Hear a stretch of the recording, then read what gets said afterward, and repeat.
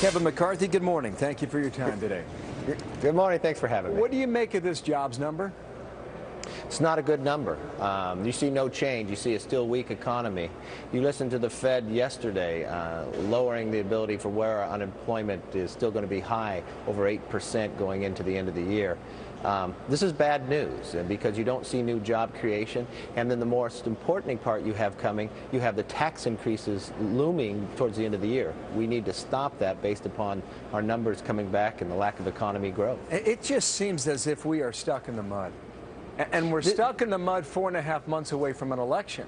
Now, does Congress have the wherewithal to move something forward, or is this what America gets for the moment? Well, Congress actually has moved a lot. It's the Senate. We have 30 bills sitting over in the Senate that are job creation. But even today, we have a job creation energy production bill sitting on the floor of the House that will pass. There's 7 different bills. If you look across America and you look at these numbers, they're bad numbers. But if you go to North Dakota, unemployment is 3%. They don't even have enough houses for what they're there. Government is actually lowering taxes. If you go to work at a fast food restaurant, you're making $15 an hour. It's a different place than the rest of America. Why? Because of energy production.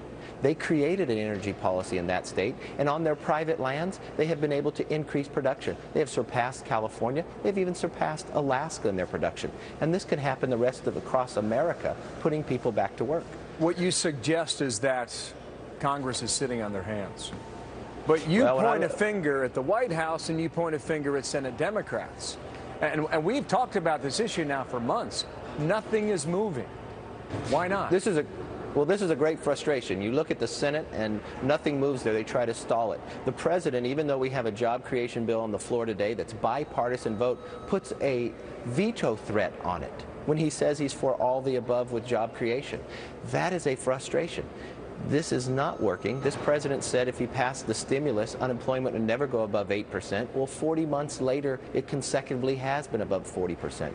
We need to get this country moving again, focus on small business, focus on job creation, and the number one thing we could do is energy production that will help us. Will actually change our trade deficit, put people back to work, and change our foreign policy as well. I'll give you a shot at this now. You have a bill called the Domestic Energy and Jobs Act, right? Yes. And one of the main headlines you have in this bill is that you suggest it will drive a manufacturing renaissance that will be a catalyst to America's overall economic recovery. Defend that. Well, the most important thing when people look to manufacturing is the cost of doing business, the cost of manufacturing. Energy cost is the number one factor. If we lower the energy cost and make it consistent so you don't have these peaks going up and down, people will come back. We have been beginning to do that when it comes to natural gas, and you've watched some manufacturing jobs have come back because we allowed greater production of it. We can do the same thing across the board. We have a holdup in bureaucracy. The number of federal leases that have been put forward are at the lowest level since 1994. We have a number of them holding up that could create more than 65,000 jobs. Why do we do that in a down economy? Why don't we put people back to work? Why does the bureaucracy have to hold these back? What is your measure of how your message is getting through? I mean, you're a guy from California. You're in Washington 5 days a week. Do the American people get it? Do they know the difference?